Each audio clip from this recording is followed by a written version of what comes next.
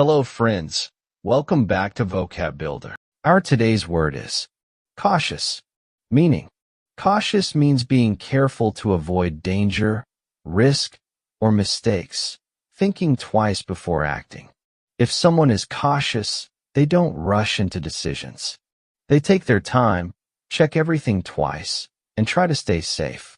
For example, crossing a busy road slowly and looking both ways shows you are being cautious.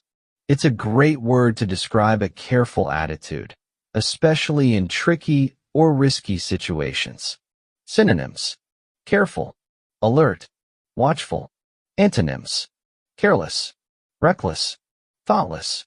Let's see some examples. He's always cautious when investing money. The child was cautious around the barking dog. She gave a cautious response, unsure of how he'd react. And that's your word for today, cautious.